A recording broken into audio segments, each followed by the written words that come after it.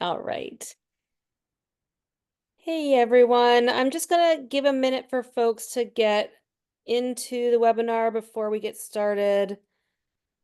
Just takes a second. Looks like people are rolling in. All right, I think that is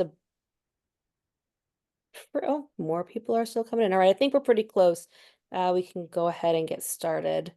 Um, Hi, everyone. I'm Darla Clayton. I am the Patient Affairs Director for the Alliance to Cure Cavernous Malformation. We are very glad to have you here with us tonight, as well as having Steve Cairns here with us tonight. Thank you so much for joining us. Steve is joining us to talk about movement and how to overcome some challenges with movement. After a brainstem bleed and surgery in 2017, Steve was given a prognosis of permanent deficits and a years-long recovery, and he took rehab into his own hands, exceeding expectations in just 10 weeks. His neurosurgeon called his progress amazing and contrary to conventional thinking. Since then, Steve has helped countless brain injury survivors surpass conventional rehab limits. He co-authored a research abstract with his neurosurgeon presented at the 2020 World Congress of Neurorehabilitation and later founded the Movement Project, a free group rehab program that continues to produce remarkable results. So without further ado, I'm going to pass it off to Steve in just a moment. However, I want to just give a couple of pointers before we get started. We have a Q&A feature for the webinar. So if you have questions, please put them in the Q&A, not the chat. I'm less likely to see them in the chat, although I'll keep an eye over there too. And then we have our regular support group that we do every Thursday night will be at 8 o'clock tonight and about 1 hour after the webinar. And I'll put the link for that in the chat also. So without further ado, Steve, thank you so much for being with us tonight. Thank you very much, Dara. And thanks for everyone for dialing in and giving me your time. And it's a pleasure to do it. And thanks to the Alliance to Cure Cavernous Malformation for putting it all together. I think the most observant amongst you might have probably already noticed that my accent might not be the same as the majority of others dialing in. So if at any time there's anything you don't understand, whether that's because of my accent or you just like me to explain a little bit better, then just make Darla aware in either Q&A. I'm totally fine explaining or answering questions during the presentation, and obviously there'll be a Q&A at the end. But if you do think of any questions to ask at the end, pop them in the Q&A while we're going, while they're fresh in your mind. So for me talk today, I'll let you know who I am and give you my personal story, and hopefully do so in a way that'll make you're interested in what I've got to say. And I'll let you know how I run something called the Movement Project and how it sprang out of a research project for the World Congress for Neurorehabilitation, and how it's grown into something that's now providing free rehab for brain injury survivors, and it's absolutely at the very cutting edge of the cutting edge of movement rehab. I'll be talking about what we do in the Movement Project, the great success we've had with it, and talk about some of the science behind what we do, and why we continue to have success with brain injury survivors who've all previously been told that no further improvement is possible. Classic and an established rehab strategy states that no significant improvement is possible once an individual is 3 to 6 months post-injury. However, in the Movement Project, we routinely get way beyond significant improvement in people who are much, much later in their recovery. In some instances, up to 12 years after doctors have told them no further improvement is available.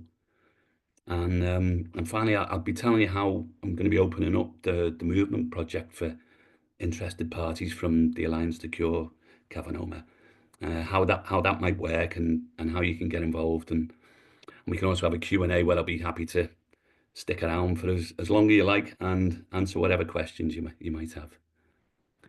So in December of 22, I attended and presented at the World Congress in Vienna, Austria. And here's a couple of slides from their relearning to walk and clinical pathways presentations. They're supposed to represent the gold standard in neuro rehabilitation. I'll just pop them up on the screen now. So what's abundantly clear is that after steady progress in the first 3 months, improvement in function tails off. So much so that it was the World Federation's accepted and advocated premise that after 6 months, no significant further improvement is possible, and then the therapist should look to compensation strategies. And basically, if a patient isn't walking by 6 months, it's recommended that rehabilitation objectives look to alternatives to walking. This is apparent in the next slide, which I'll put up. This was from one of their presentations. The slide itself is a little bit all over the place, I think, but you can see that it states that the strategy recommended is to immediately try to teach the patient to walk straight away. But once past 3 to 6 months into what's known as the chronic phase of recovery, you then consider walking to be an unreachable goal. And as you can see, they talk about compensatory training. The implications of this golden 3 months and then a forever barren period that follows after 6, well, that sort of makes pretty grim reading. And that'll be an underlying theme throughout this presentation. And let me see how I can get this. Have I shared the screen correctly here? We don't What do you see it look? yet. No? Well, you haven't missed much with this. Where are we? I'll give you the slide for what it was. There, yeah, you can see that. So you can see There there we on go. the left where it gives you unable to walk, walking with help, and independent walking. That's how it categorizes patients, but all of them just go straight into walking, and what they call intensive, repetitive task and goal-related mobility training, which is just basically repeated attempts at walking. So if you take it back to my story, then, and we set up that as the underlying theme. April 2017, and at the age of 47, which I'm sure you're surprised to hear that I'm not in my early 20s. I suffered a severe stroke as a result of a brainstem hemorrhage from a cavanoma. I lost the ability to walk, and I had many of the deficits you'll all be familiar with, including vision problems and choking fits that twice left me unconscious. Obviously, all of this could be considered sort of pretty bad luck. Um, However, what was lucky, and lucky almost to the point that it seemed like predetermination, was that the previous 20 years of my life was such perfect preparation for this moment that I disagreed with the doctors and the physios as to what my rehab should be. And I signed myself out of hospital and managed my own recovery, and did so to the extent of producing the results that most specialists in this area would consider as exceeding the art of the possible. So, so what was it in my backstory that gave me the knowledge and the confidence to overrule the doctors and physios from a UK neurosurgery centre of excellence, and then go on to own the recovery bed myself. So 20 years earlier, 1997, I joined the Reserve Armed Forces, and I successfully trained and qualified for the parachute regiment, which is the forefront of of the UK's airborne forces. Um, After 2 years service in the Paras, I then went on for Special Forces selection. Um, Once again, I was successful, and I went on to serve 12 years in UK Special Forces. For for six of those 12 years, I was an instructor on the regimental training team, and this 6 years was split to 3 years either side of an operational tour of Afghanistan. Um, it's the responsibility of the training team to prepare people who've volunteered as recruits to be selected into special forces. My first 3 years in the training team, the pass rate on the course varied between 0 and 1%. Now it's supposed to be hard, but being that hard is unsustainable for the future of the regiment. So something needed to change. As you can imagine, the training was very intense, and the most common reason for failure in recruits who we felt had the mental and physical attributes we'd normally associate with success, the reason was injury, but not traumatic injury, as in a fall and breaking their leg. It was ankle and knee problems, lower back issues, essentially things that would equate to chronic sports injuries. Now, I was aware I was going to be a senior figure on the training team after I returned from my tour of Afghanistan, and I wanted to see if I could make a change that would make the difference to the success of these aspiring recruits. So, in the weeks preceding my deployment, I suffered a shoulder injury, and I was referred to an osteopath and sports injury guy in Liverpool in the UK, which is where I'm from. And it's a guy called Paddy Phillips. Um, Paddy turned out to be one of the most brilliant and outstanding clinical therapists I've worked with. He also introduced me to the idea of movement screening and the work of a US therapist called Greg Cook, who I'd suggest is the world's leader in this field. Now, movement screening is a mechanism that keeps a therapist objective and leads them to identify the cause of a problem rather than just being tunnel visioned onto the symptoms. For instance, if you're teaching someone to walk again, instead of just repeated attempts at walking, the right movement screen could identify the pieces of the puzzle that are missing, that once restored are the skills that will actually allow walking to be experienced and learned, rather than just advocating a policy of try again and repeated failure. So Paddy's impact on me was enormous, and on my return from operations, I decided to bring him into the training team. So we started screening the recruits, and we found that most of them displayed the physical and postural issues that you associate with sitting down. Now, yeah, yes, these recruits were some of the fittest guys you're ever going to come across, but they still live in a seated world, and the seated Western lifestyle is all pervasive. If you live in it, you're impacted by it, and if you don't actively rectify the problems that are caused by this lifestyle, then it'll leave its mark on you.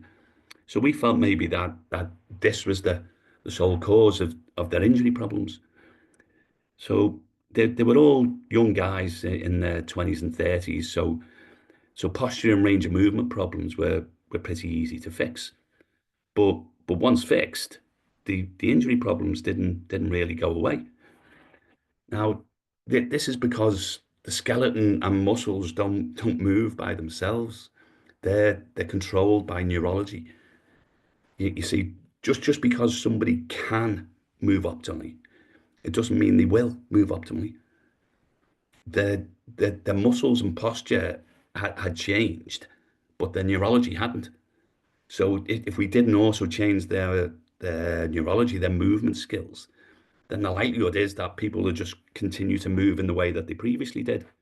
And now it was apparent that it was the way that they were moving that was causing the injuries. So we reset their posture and range of movement. So now we needed to do the same for their neurology. So to do this, we decided to take them all back to first principles and rebuild their movement in the same way that a baby learns to move. Started all from the very ground up, so we didn't miss anything. So we got them rolling and then crawling and then squatting. All of the patterns that a baby needs to learn to be able to walk and then be able to run and then be able to perform. And the improvement was remarkable. For the for the previous 5 courses, as I said, the pass rate had been between 0 and 1%. But with our new approach, it had risen to over 50%. And that's same tests, same level of difficulty. The only difference was now that recruits were moving in a way that the human body was designed to. No more working around flaws in their body mechanics or their neurology. So basically, the people who passed were the people who had it in them to pass, as opposed to the people who had it but also could avoid injury. Well, after leaving the military, I continued my own training and research. And and this included being lucky enough to attend some functional movement certifications in the US with the guy I mentioned before, Greg Cook. Now he's a movement screening guru and amongst other things. And his work is the gold standard in both world and US sports. You'll see his mark is all over the NFL. Um, so I continue me learning in this area, and I continue to have such success with resetting people's faulty movements. And honestly, I swear it's true. Like I used to wonder why don't they use these techniques with brain injury patients? And then obviously I wondered a little bit too hard, and me stroke gave me the opportunity to put it to the test. So I'll take you back now to 2017, where I'm lying in a hospital bed as a patient in a UK neurosurgery centre of excellence. I'm scheduled for a craniotomy in just 2 weeks' time to remove the cavernoma. So I decided in that time I would try to teach myself to walk again, but not by just repeated attempts at trying to walk, but to do so using the same strategy that I'd used with those special forces recruits, by following the same steps a baby uses to build its movement, which is something that's actually called the neural development sequence. It's a recognized. It's the only recognized metric of movement quality that the World Health Organization recognized. There's no other movement metrics of quality. Um, my wife Sam, she brought an exercise mat into the hospital for me, and I started to rehab myself on the hospital floor. I started rolling and then crawling, eventually onto squatting, and then within 2 weeks, or the 2 weeks prior to me craniotomy, I was back doing something that could reasonably be looked at as walking. Um, the day before my surgery was due, I was given a physical assessment by a doctor and a physio. Now, during this assessment, they looked at my attempts at walking and asked some questions and that, but they never covered any of the building block movements I'd been relearning that walking depends on. Which so I was curious, so I sort of asked them about it, and then I showed them some of the things I've been doing. And then, to my amazement, I found out that of the 3 people in the room, there was only one of us who could do a deep squat. And I imagine you know who that was. Now, I found that incredible, just with not least because of their age, but also because of their jobs. But it's a really important point because squatting's a dependency for learning walking. But despite their relative youth, and despite the fact that both of them could clearly had the skills to walk, it was demonstrated that should they have had to, neither the doctor nor the physio had the posture or the physical range of movement to actually learn to walk. These are two different things.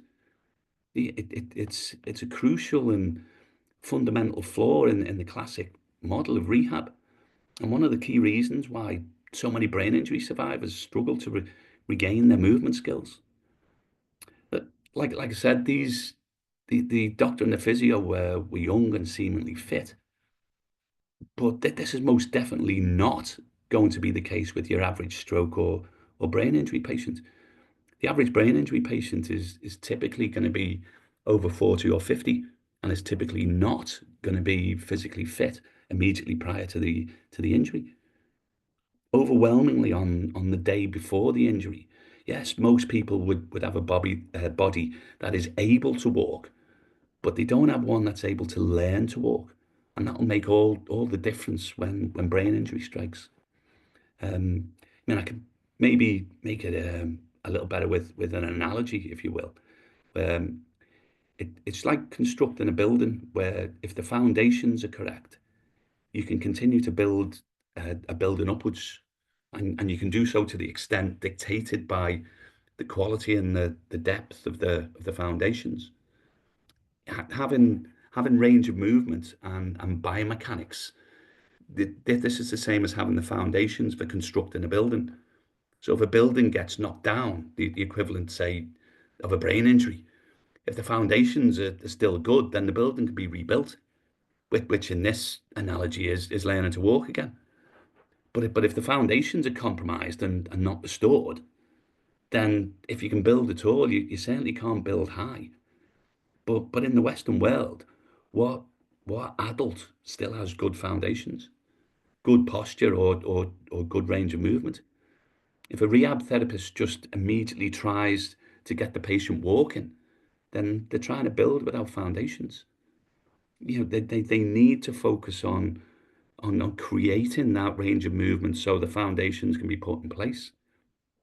This is it's a key issue, and it's one which so often it isn't even acknowledged within classic neuro rehab.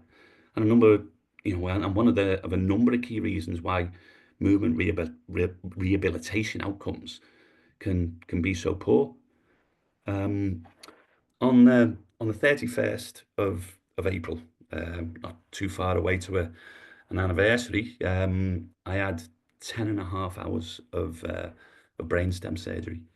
Um, a good correlation to the extent of deficits that are going to be incurred after surgery is the length of time a patient spends under the knife. And so after 10.5 hours, the new deficits that were introduced were pretty severe.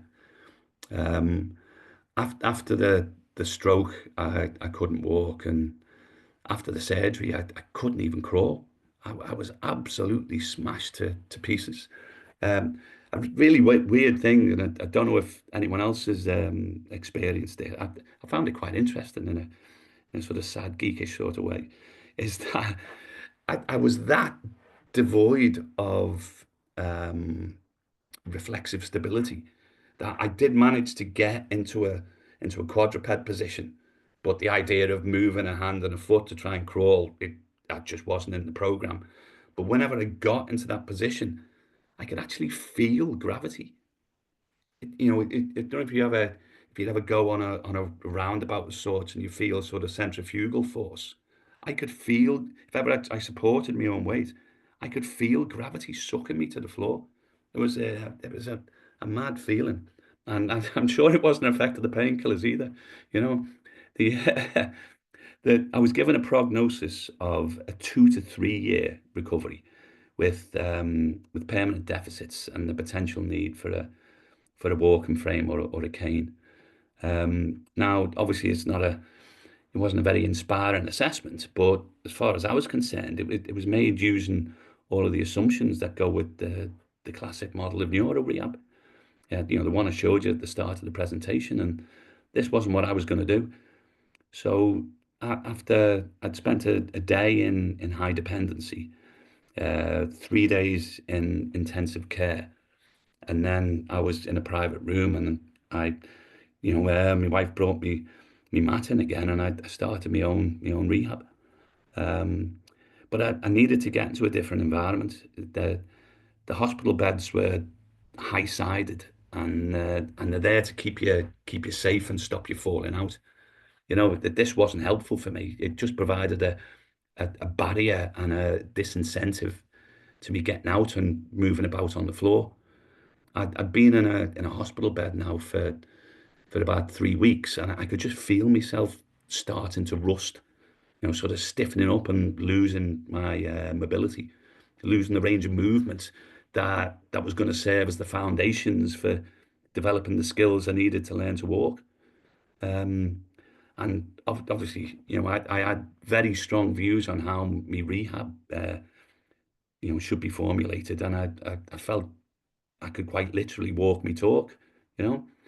So, the 3 days after exiting intensive care, I had a very respectful conversation with my hospital rehab team, and I signed myself out of hospital, still in a wheelchair.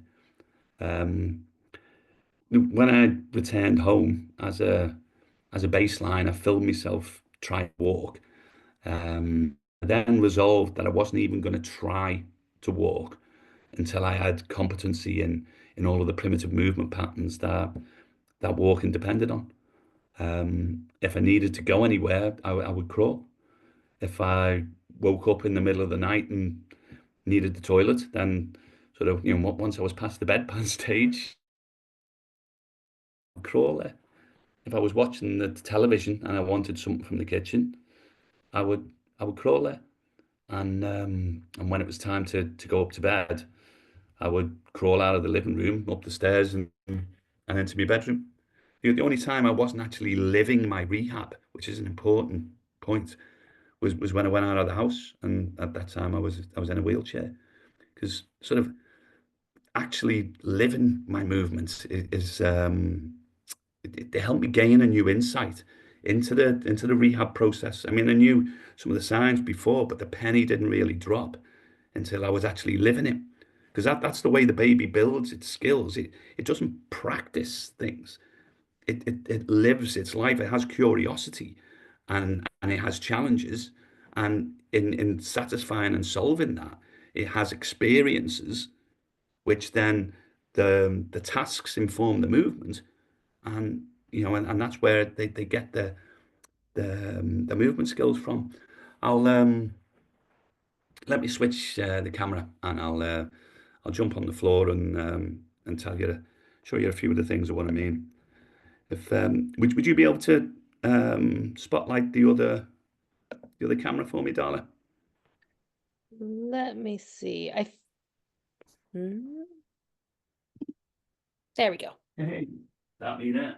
Ah, you see. There we go. Right. So think of it this way.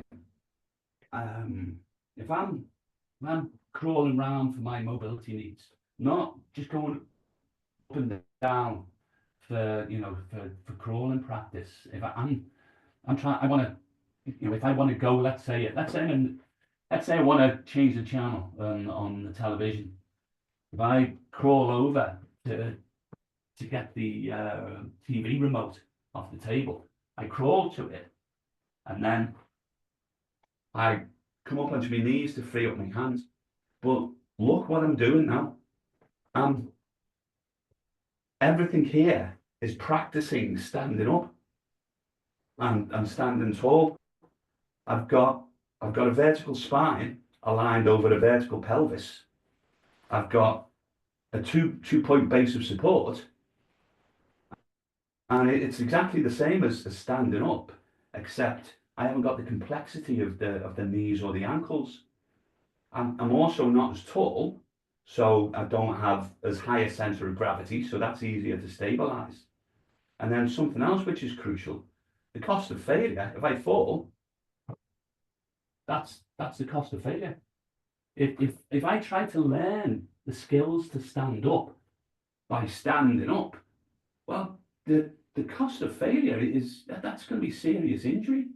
And if not all of you on the call today, if you've had to relearn walking, you know what that fear feels like when somebody's got you up on 2 feet, and you don't feel you've got the skills to control it. And when there's a cost of failure and ambiguity about the skills or the outcome, there'll be a fear of failure. And wherever there's a fear of failure, your core will brace. You'll brace. So, to try to protect, well, to stabilize, but stabilize in place, and also to protect against injury.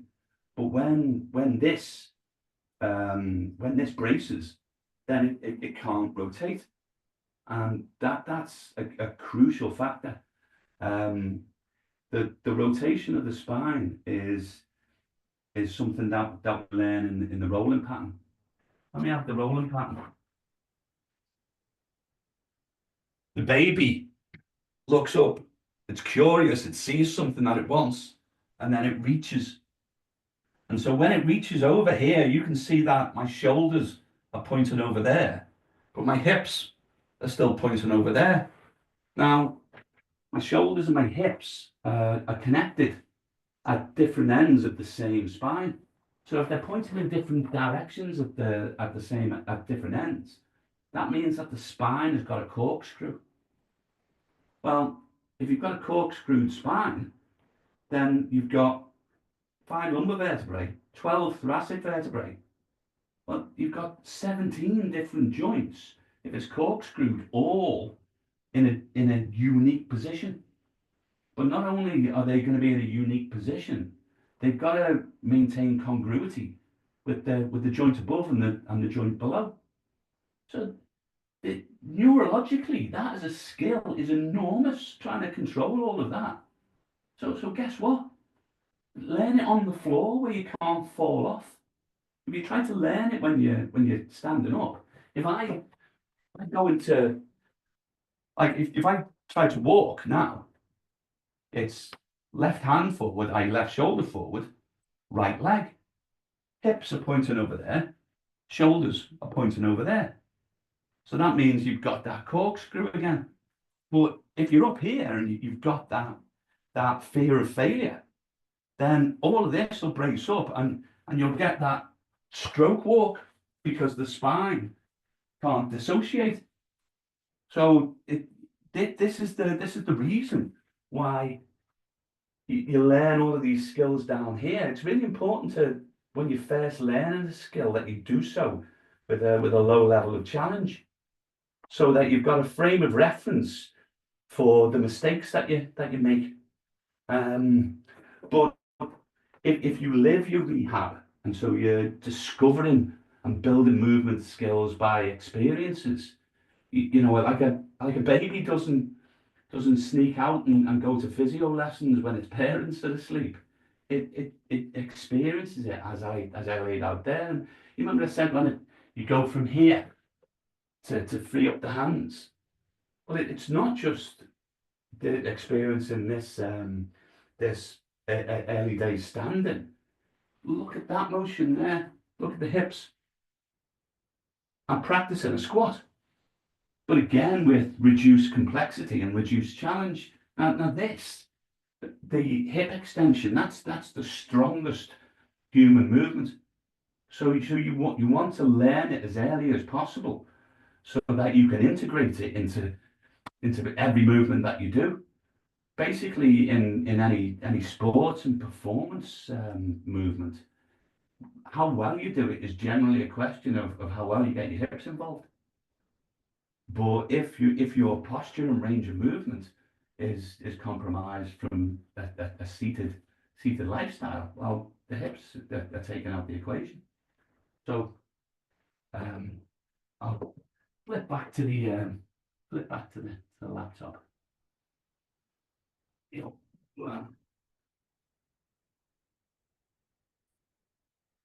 Have you got me back, Darla? Sure do. Yeah. So here's 2 of the videos I made on my first day home. It'll start with me talking to the camera, to sort of show you of my cognitive state, and then the wonderful hairstyle I brought back from the hospital. And then I'll show you a walking baseline. It was my first attempt at it. It should give you a good idea of my starting point. Just one.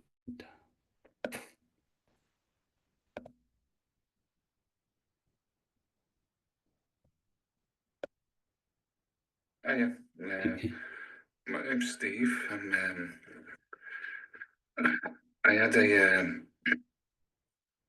brain hemorrhage just on 3 weeks ago, or 3 weeks ago yesterday. I had a cavernoma, which is a venous, sorry, vascular malformation. And you can leave your comments about the hairstyle in the chat. And your recommendation as to whether I should return to it. And then there's me trying to walk, doing the stroke walk.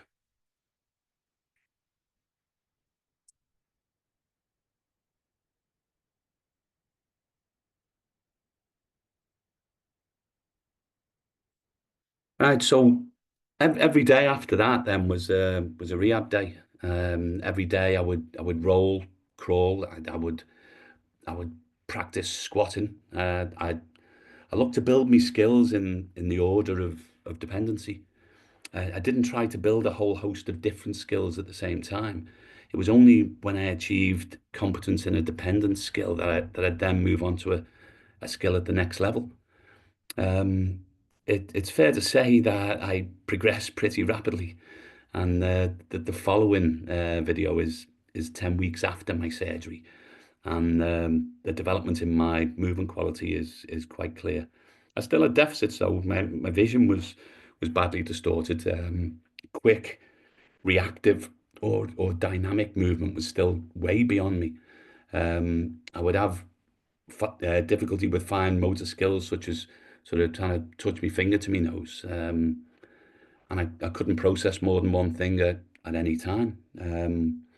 But my movement was becoming ever more expansive, and as my movement improved, my ability to improve my movement improved.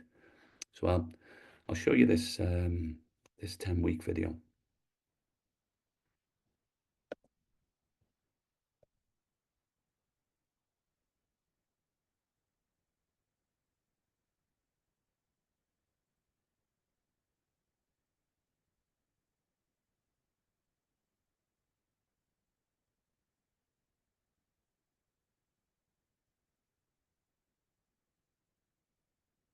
So I I went to my 6-month follow-up appointment with my neurosurgeon. He's an internationally recognized cavanoma specialist, a guy called Mr. Mario Teo, works out of Stanford, US, and Bristol, UK. Firstly, he was amazed when I was able to walk into his office. And then when I showed him the videos of what I was doing, he was astounded. He said the only reason he believed it was because he knew that he did the surgery and he knew the time frame.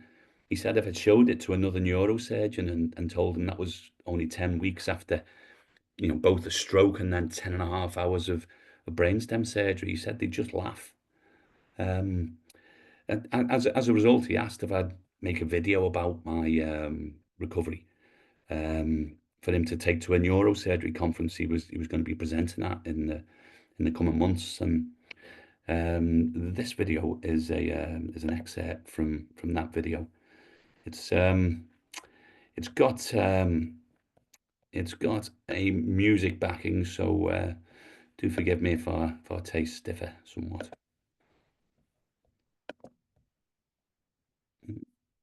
Start this playing. Sorry, the play button's disappeared. Bear with me for technical difficulties. That's not that one. Here we go. Let's go. Oh, it looks like we're snookered on this one. Stop the share and see if I can try again.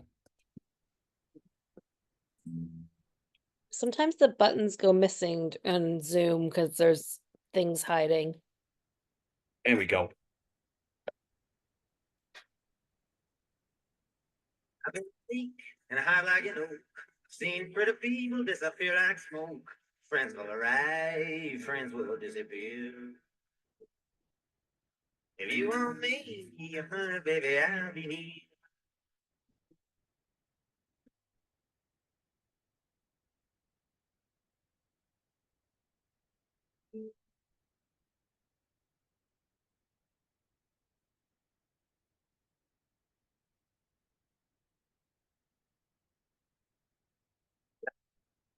Your fingertips. I like the way that you move your hips. I like the cool way you look at me. Everything about you is bringing me misery.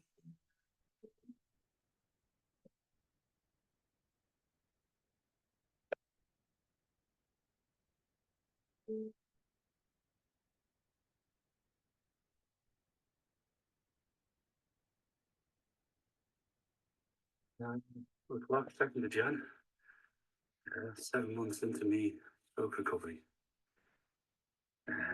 Sweet dreams in the Blue Mountains.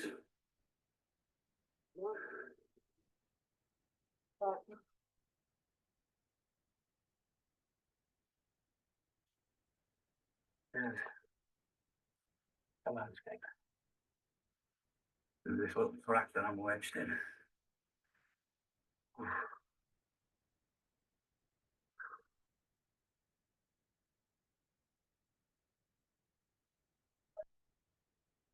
Another time it's my good family corner. There's Ant there. Something just going straight up. I'm gonna follow.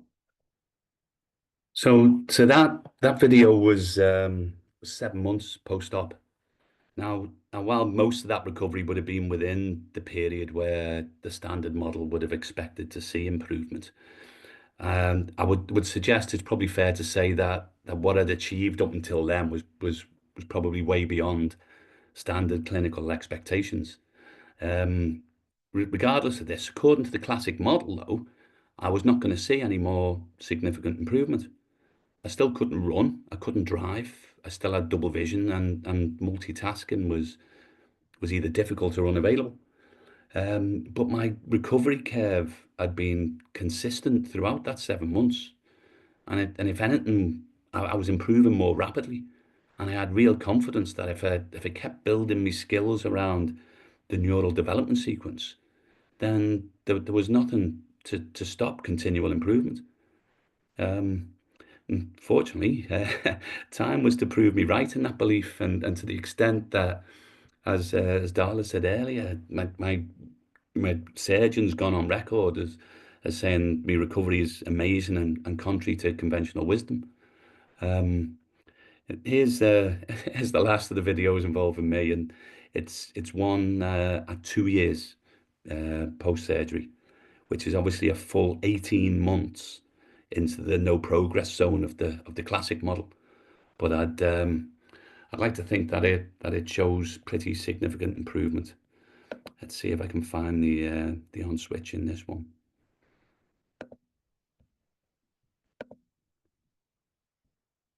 Here we go.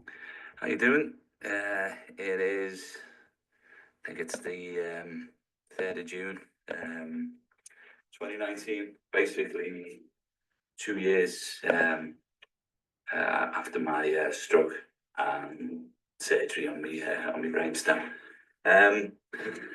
Little demonstration of what's possible on with respect to recovery. Stroke robbed me of the ability to walk. The surgery robbed me of the ability to even crawl, so I had to build my movement skills back up from the very bottom. It was anticipated there was every chance that up to 3 years after my surgery, I'd still be using a walker or a Zimmer frame. But anyway, here's the results of what I've been doing.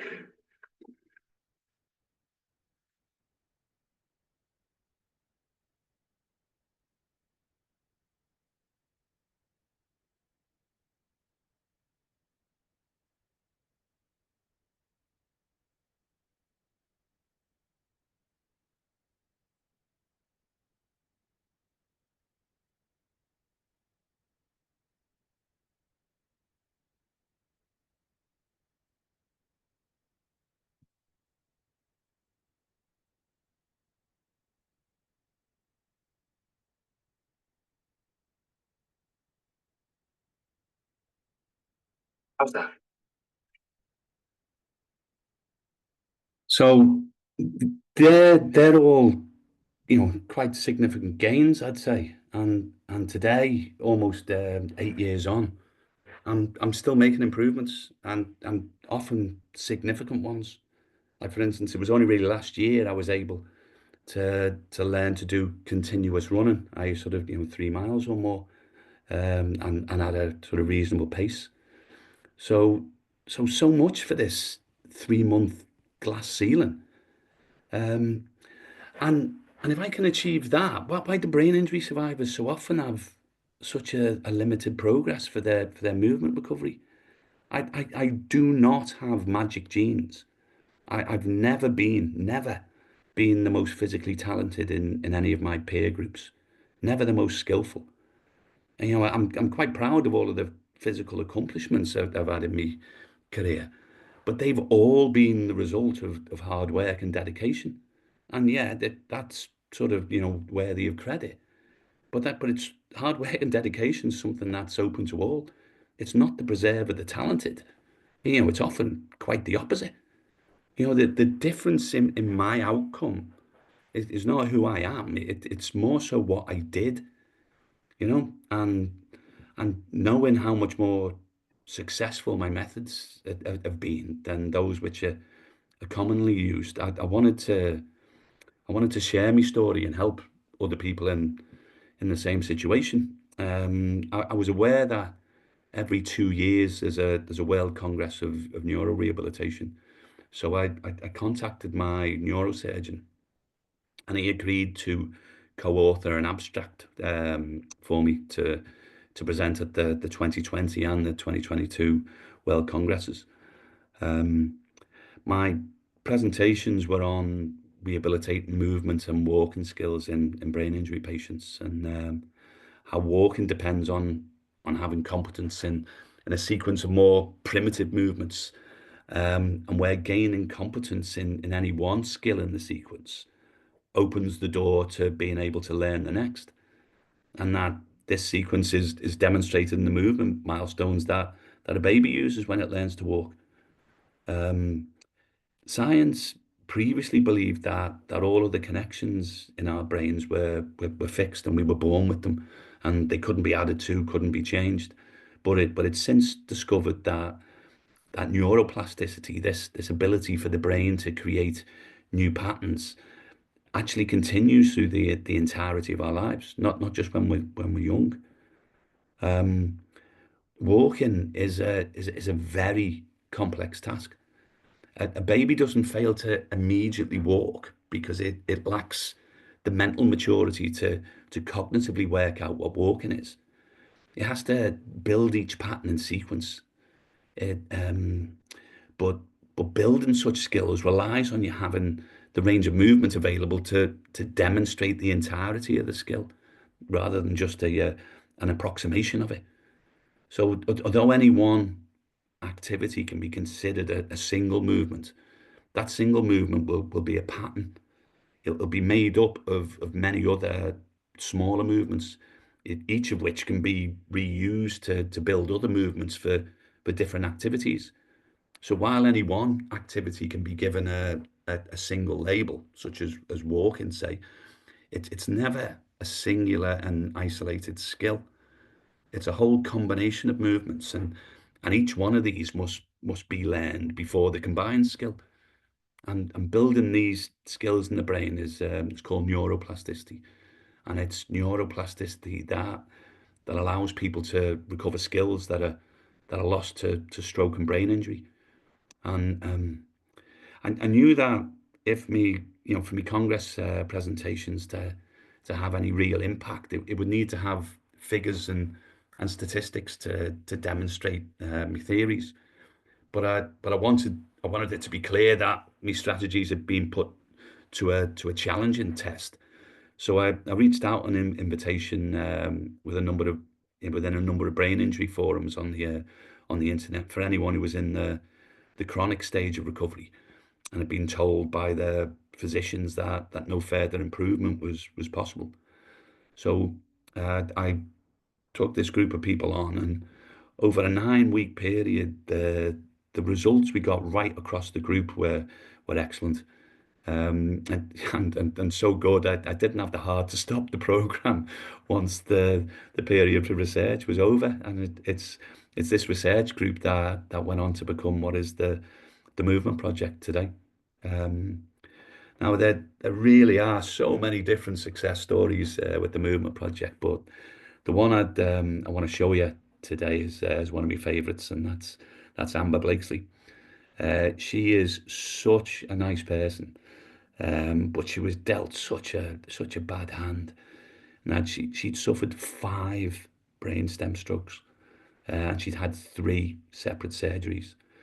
Like like other members of the project, she'd already received classic rehab, but that had made very little progress. And when we first met, um, she was way beyond the classic 3 to 6 month glass ceiling. In fact, when I first started working with her, she was 12 years post stroke and surgery. Um, the video I'll show you now was taken shortly after I started working with Amber, and this is Amber trying to go from crawling to kneeling, and it'd be quite obvious the challenges she's facing.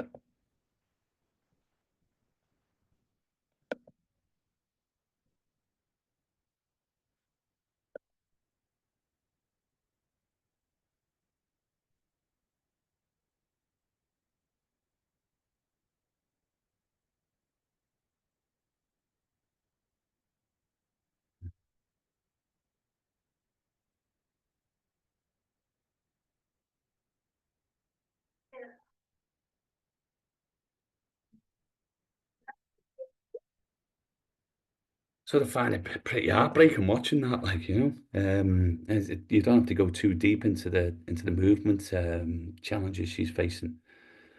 But despite the fact it had been 12 years since she suffered a brain injury, and despite how great her challenges were, within 3 months she really had progressed, and she progressed sufficiently that I decided to introduce her to climbing, as you saw I'd used in my rehab. Climbing's a wonderful rehab tool, in a similar way that I described how for a baby living its rehab, the movement, rather, sorry, the task informs the movement. It Climbing does exactly the same thing. I mean, firstly, it's a crawling pattern, so it works well as a tool for when people are still early on in the development sequence and haven't got a broad set of movement skills. And crucially, like I say, the task informs the movement. It provides a reason to move, and therefore it speaks to the movement brain rather than the cognitive brain. The cognitive brain shouldn't be the part of the brain that controls movement. But if you don't teach your movement brain the movement and don't give it the basic building blocks, well, often you've no option other than to use the cognitive brain to direct each part of the body, but it can't take on complex movement tasks. Here's a video of Amber's very first climbing session. It might not look much, but it was a massive step forward for her. And it wasn't just an additional tool in a rehab armory. It's something which was broadening her life. Instead of it being her permanently being tied to a walker or a wheelchair, twice a week at the time, and now 3 times a week, she goes climbing. So here's a first ever climbing session.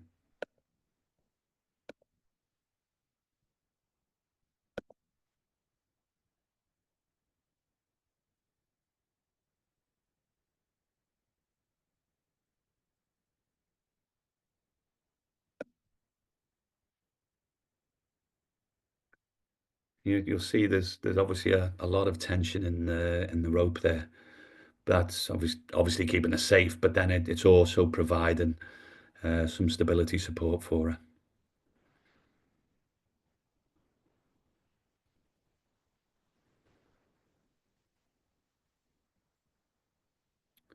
A big thing in when you're learning to learning movement quality really is being able to control your center of gravity, and the options it gives you when you're climbing is quite unique because you know you use it in a way that's different than from when you're crawling, and also well different from when you're standing, but especially if you don't have good standing skills.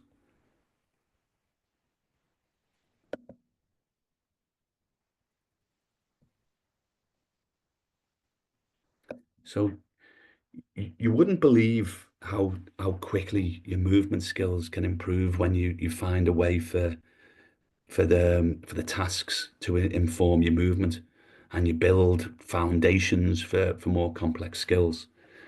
Here's a video of Amber climbing. I think it was a little over a month ago. And yes, this really is the same person. And Darla knows Amber, so she can verify this. And just remember that this is more than 12 years after she was told she couldn't make any further improvement. I love this.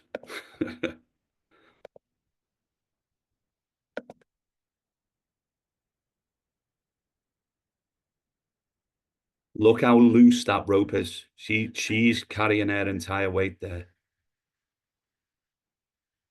See that rope's slack.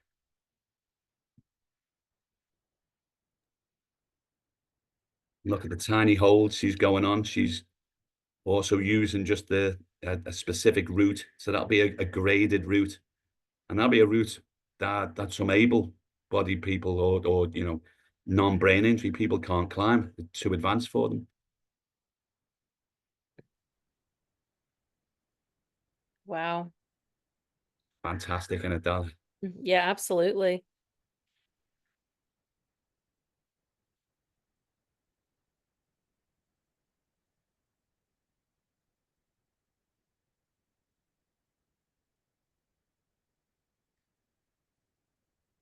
Look at that, swapping feet.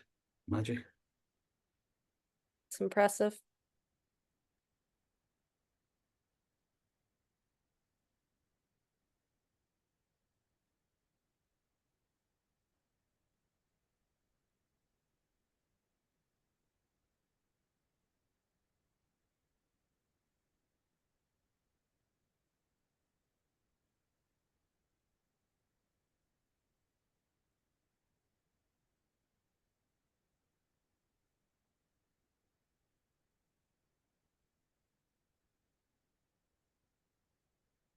I give a shout out to another member of the movement project as well, a member of the forum, Chelsea Ayres. She's used climbing with her rehab as well, and she's actually just been selected for the national team for the worlds for the adaptive climbing team.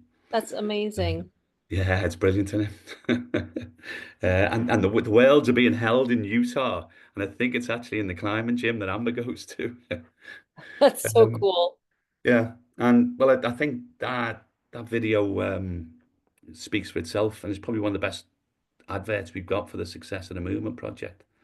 Um, and it's this sort of success that's consistent. It's been the bedrock of the movement project, and always with individuals who've been told they can't make any further significant improvements. And it's this that's led me to try to make the movement project available to a wider audience. So, let me tell you, you know, let me tell you now how I think it will work. And then we'll move on to some questions. Um, you might remember that earlier I mentioned a US-based therapist called Gray Cook. Gray Cook runs a company called Functional Movement Systems, and he's the world's leading figure in movement screening within professional sports. Uh, he's got a considerable body of published work, and it's available both in print and online. Um, if you want to look him up, basically he's the guy to rehabilitation and sports conditioning, as Yoda is into teaching Jedis how to use the Force, you know, and he's been an absolute guide and light for me. And he got in touch with me after seeing my recovery video, and along with two other brilliant therapists, Carl Matzel and Dominica Devella, who also helps me in the movement project.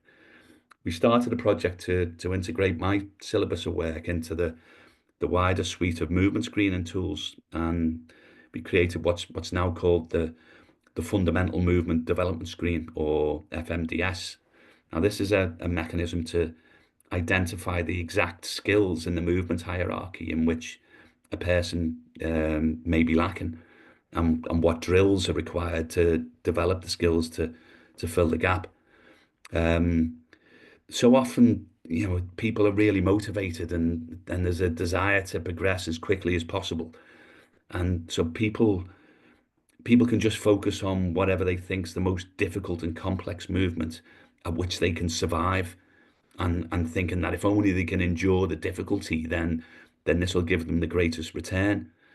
Well, this sort of no pain, no gain attitude, it might be noble sentiment, but it's deeply flawed. It will just lead to rehab plateaus, or even worse, injury. And then injuries just get in the way of movement skill and movement learning. Best progress comes from being diligent in ticking all of the boxes for movement dependencies, putting up the necessary sort of scaffolding for the movements that are going to come next, and allowing an individual to attempt new movement skills in a situation where mistakes will lead to learning instead of just reinforcing failure. So if you can use an objective screen to identify which patterns are missing, it's really important. It's the vital assessments are made without subjective or emotional factors clouding decisions. And the screen will then provide an algorithm that will dispassionately identify what's wrong, what's missing, and identifying what needs to be addressed first, and how to fix it. So what this means for the movement project and the alliance is that for anyone who's interested, you know, if you can register your interest, and then we can get you screened and identify where in the movement hierarchy each individual needs to focus their attention, you know, on which stage, because where you focus it is what is the most primitive movement that you're lacking competency in. Well, that's the one that you focus in. And so each month I can then host an online rehab group, and each month will be one particular stage of the development sequence. Now, each session will be open to everyone, but what we'll do is within that session, I'll go one to one with all of the individuals who for that stage is the most pertinent one for them. So, how does that sound? You know, all that will be required is once you've registered, I'll give you a questionnaire, and you can submit your videos of your attempts at the various assessments in the fundamental movement development screen. That way I can assess and categorize each individual, and then we'll both know what your immediate and specific needs are. And you know, it's not something to worry about whether you're going to get a good score on it. You know, to be honest, you want the worst assessment possible, because if you think about it, if you've got a really good assessment and your movement's garbage, well, there's not much we can do about that. So, you know, we want to see where the problems are. And so, but also if an assessment is too difficult, well, we're finding out what you can and can't do. That's the whole point of the screen. So if you're demonstrating the movement that you can't do is absolutely just as useful as a video of you performing it perfectly, you know. So that's pretty much it. For we can, I could. Well, I was going to give you a quick summary, but we're pushing for time, I We suppose. are. And I have a few Um, questions, but I just wanted to go back to how to kind of sign up. So I will send everybody who registered for the webinar, I will send you an email and I'll explain next steps at that point, to how to move on to actually like signing up officially, for future sessions. But that sounds absolutely phenomenal, and we're so grateful for your offering to help. But this, you can see what a difference this has made for so many patients. All right, so I'm going to do a couple of Q&As. My first one, and we're going to keep it a little bit brief, so I apologize if I don't get to all of them, but um, I know we have some patients who have spinal injuries and some people who have brain injuries. Is mhm. this effective for people with spinal injuries? Um, it would be, but especially being remote and over the internet, you've got to be sort of very careful about. Number one rule is do no harm. Mm-hmm. And so you would need a sign off from your doctor that it's safe for you to basically go through a movement program, especially the one of the most fundamental building blocks is that rolling, and so that dissociation of the spine.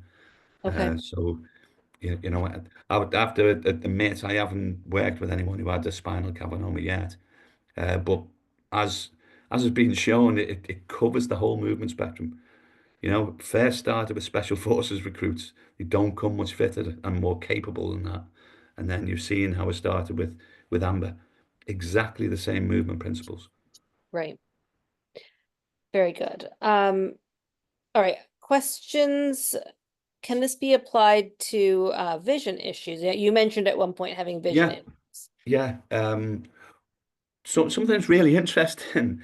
If you ever see um, a, a map of the brain, you see it all usually coloured and put into all different parts. And you see the visual cortex, auditory cortex, motor cortex, prefrontal cortex. It's all the same stuff. None of it is job specific. If you looked at the cells and the physiology of the cells in all of the cortex, it's all identical, absolutely identical. The only reason why we split it into areas is because that's where the cables plug in. The auditory cortex is auditory cortex because that's where the nerves from the ears go in. Likewise with the vision. So you've got all of these areas of the brain are all sort of competing, and all of them want to acquire new territory if it's available, and so that's why if you don't use it, you lose it.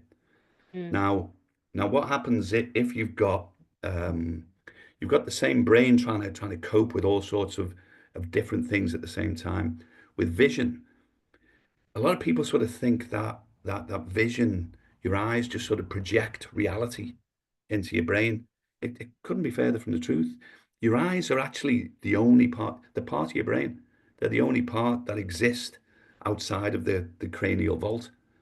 And light goes into the retinal ganglions, and then that gets converted into electrical information, and then goes into the computer. So if you've got everything competing for resource in there, the more your movement's getting challenged, then the more your vision, the less resources you've got for your vision, and also if your vision's challenged, the more everything can work better, the better for everything. And so what I found and what I found with others is that all of my skills tended to, or the recovery curve followed the same recovery curve of my movement, because learning new movement drives neuroplasticity. And neuroplasticity is what all of the brain needs to work to to recover and build new processing skills. And vision is just processing. I mean, one thing I'll throw in on that is when I was learning to run, the moment I started trying to run, I would lose my peripheral vision and all my visual acuity would go. Mm. So what's going on there is the brain's going, whoa, oh, I'm trying this new skill, running, which is really difficult to control. It's in a dynamic environment. All the vision, I'm getting new stuff coming at high pace. It's too much to process. So it went dink. I'm going to lose everything outside of that. I'm going to reduce the processing, and then I'll also reduce the amount of definition, so I don't have to work as hard. Now that was because of the physical task was too great. But as I've become better at that, the vision started improving. And now when I run, it's not 100%. If I'm just going forward, I'm just looking forward, I'm fine. If I start trying to look around either at traffic and anything like that, the vision starts to go a little bit, but it's getting better all of the time. So I'm not sure if that answered your question because I went all over the place there. But It did. uh, It did. yeah, Awesome. All right. Would you suggest this program for patients with paralysis on one side? yes, absolutely. Um, we've had, there's loads of people in the movement project who I'm sure would be really happy to respond to questions. And there's a number of them who've got hemiparesis. Um, Now there's a lot which will go into it, and where that 3 to 6 month does come in is that you can start getting what's called learned non-use. As I said, those parts of the brain, they start competing for resources. And if one starts to become really dominant, you automatically go into the compensation strategies. One of these here, and I've got a great video of someone in the movement project called Kay, video of Kay climbing. Kay is, well, certainly originally really challenged with hemiparesis. Left arm, was completely useless. Well, when you've got climbing, you've got a compelling reason to move, and one which your movement brain um, inherently understands, and it sees cost of failure there as death. It reads basically, I'm going to fall, I'm going to die if I have movement failure. So one of the things which really drives neuroplasticity and the ability to get new skills, particularly movement, is relevance. It is this skill relevant, and does it give me progress towards a valued goal? Because then you get dopamine, and relevance and focus gives you acetylcholine, and these are the chemical soup that you need in there to get neuroplasticity. So when you're climbing, if to introduce the other limb to help, because if you're getting stuck in a position, really, I've seen it in Claire. I've got videos of Kay as well, and of her using her other arm and her other leg when she started climbing, and the way she's come on in the project has been great. Because one of the things they do for that is something called constraint therapy. You possibly heard it, where if someone's lost the use of an arm, they actually tie down the good arm, so that if they're going to solve any tasks, they have to use the other arm, again using relevance, and that's a really effective therapy early on. But yeah, so it has been effective, continues to be so. And what what you want to do is, and I don't mean just for the hemiparesis, I mean with respect to all of your rehab, don't think of it as being fixed, as in I want to be fixed. It completely puts the mindset in the wrong frame. What you want to do, especially let's say you want to learn to walk again. You don't get, I want to be fixed, and if I learn to walk, I'm going to be fixed. If you learn to walk, you're going to still going to want to improve. But the way you need to look at it is you want to make tomorrow's you better than today's. And then each day, that is what you want. And so what that means is, I said about dopamine being a requirement for the chemical soup. if you're just looking at being fixed, then your target is miles away.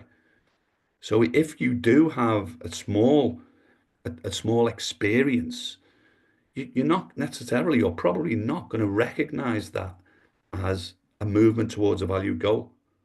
So you won't get the dopamine hit off it, and the dopamine hit is necessary for the neuroplasticity.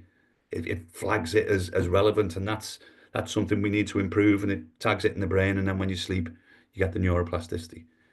So if you look at it as I want to make tomorrow's me better than today's, then you start recognizing the intermediary um, milestones. And yeah, you absolutely still have a distant milestone, but you have proximate ones as well.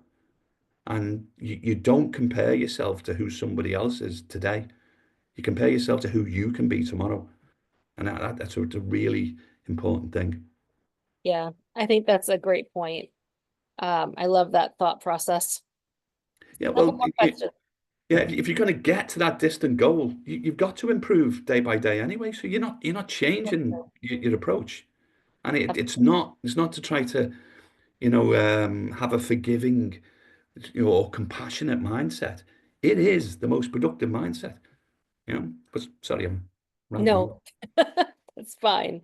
Um, Sorry, I had something I wanted to ask you and my brain has just stopped working. So I will ask one of these questions. Um, was recovery, do you find that neurofatigue, issues like neurocognitive issues, developmental delays, or any like people who have maybe ADHD, do those things get in the way of participating in this? Um, neurofatigue definitely. Although neurofatigue is a pointer that neuroplasticity is taking place. If you get a big learning event, I used to, I used to sort of wait with bated breath for a period of neurofatigue because it was saying, yes, you're going to be improving. And so, because that was always when my big leaps would come, would be after a period of big neurofatigue. Because neurofatigue can come from, sort of, well, what people would call neurofatigue will come from one of two sources broadly. One will be a physical fatigue, which you've just tried banging on with the effort for too hard, and then the other one which is the actual neurofatigue, is where you've had that exploration and you've flagged all of these things which need to be improved. The way you get neuroplasticity from making mistakes. That's the only way neuroplasticity works. It because you've got a frame of reference for a certain skill. You've got the scaffolding. You've got the dependent dependent patterns. It it has a frame of reference for what you've got wrong. It says, yeah, that was a mistake there. I can improve that. Flags it for improvement, and then during the sleep and or neurofatigue, that's when you get your neuroplasticity. So neurofatigue, yeah, that's a sign of improvement, but it's one that you listen to absolutely, and sleep is your superpower. ADHD can be a superpower as well. It should be used as a superpower. Um, but it has to be harnessed correctly, and I dare say you need help and support. But then I suppose we all do. Yeah, absolutely. I just remembered what I wanted to ask you before. So I think it's just important to kind of acknowledge that this is not a fast process, particularly for patients who have been, we're talking about 12 years Mhm. after their injury. I just want to make sure people understand that the kind of get an idea of the timeline, because I know, and I'm sure you remember that feeling of like, I want to be better right now. Yeah, I remember that. I mean, I don't think I'm flattering myself. I do have quite a strong mindset, but I absolutely early on I got that laser focus on it's making tomorrow's me better than today's. Um, yeah, it's a long process. But then again, I just don't look at it as, I want to be fixed. I want to be better. I want to improve. And long ago, I just said, right, this is just continual improvement for me. I can now actually I can now climb at a higher level than I've ever done in my life. Things like running and some other things like that, I'm way behind where I used to be. But it's neither here nor there. I'm just going to keep improving. Right. But there are, you can get miraculous improvements. It can just depend on it just depends on what the reasons um, for the deficits are. And sometimes you have a skill, and it's waiting there, but you've got a range of movement flaw, which the mechanics aren't available to you, so you can't demonstrate a skill in a range of movement that doesn't exist. There's the very first time I used that fundamental movement development screen. The very first time I did it, and I was working alongside a really good osteopath in the UK, and it's really useful if we can do it like that, because I can screen the movement and work out the drills, and then the chiro or the osteopath or manual therapist can do manual intervention. And it was with a guy called Rob from the UK, and we did his rolling screen. He was great rolling to one side, couldn't roll to the other. His crawling was okay, but then on his kneeling, he couldn't kneel with one leg forward, a bit like Amber was trying there. He was doing exactly like Amber was. He couldn't stabilize there like that. Obviously, couldn't stand up. And one of the tests we do for that is you go from tall kneeling where the legs are the same, and then you bring one leg out, and he was just going down. It wasn't safe to assess. But at the end of the screen, what the screen said is, no, rolling is what you need to focus on, because he couldn't roll to one side. Well, once you identify where the floor is, we then look at right, are there any mobility checks that need to go in? And Rob, he had full rotation to one side, he had limited rotation to the other. So this is about 3 or 4 years post injury. And so having identified that, the chiro's there, he gives a high velocity manipulation straight away. He's got his range of movement back. As soon as he did that, Rob could roll to both sides. But not only that, straight away, he got the forward half kneeling pattern back. And like previously, it was, as you saw with Amber, it wasn't safe to assess it, but he got it back straight away. Because what that was, his neck was doing, it wouldn't allow his spine to dissociate in the way. And if you go one foot forward, well, that's twisting the pelvis, so that's then twisting the spine, and he couldn't cope with it. So straight away, you got that improvement. I think you saw it as well as there was a post I put in with a guy, Tamar, another brilliant bloke, a guy from Long Island, with Mm-hmm. with his ataxia. Well, that he was 5, 6 years post injury, and when he tried to explain for the others, if they haven't seen the video, did an ataxia assessment with one hand when he was trying to touch his nose. He could do it with his eye open. If he closed his eyes, he sort of went off somewhere. But with his other hand, with his eyes open, he was like this, and he was, basically poking his eye out. With his eyes closed, he went to his shoulder. But then in a single, see you, Susan. Someone just signing out there. In a single session, and you can see it in a video in the forum. We're able to reset it where, with his eyes closed, with both hands, he could go finger straight to his nose. So like that's a huge thing, and that turned around just in one day. But other things, other blockers, there's the, there isn't a hard and fast prediction, but there's a hard and fast identification of what you need to work on, and what you can do, and you will always see continual progress. Simple as that. Now, for some, it'll be quicker and further than others, but Yeah. always continual progress. And what Yeah. more can you want? Right, agreed. All right, well, on that note, let's call it a night because I know folks have other spots to get to. And I will send everybody an email with just some information about how to move forward if you want to sign up. Thank you so much, Steve. This was really interesting. I'm sorry I didn't get to everyone's questions.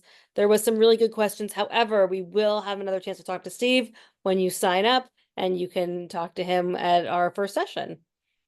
Well, thanks everyone for for giving me your time. It's really appreciated, and I hope it's either been helpful, or if not helpful, at least interesting, maybe. Very, very interesting, and I'm sure also very helpful. Thank you so much, Steve.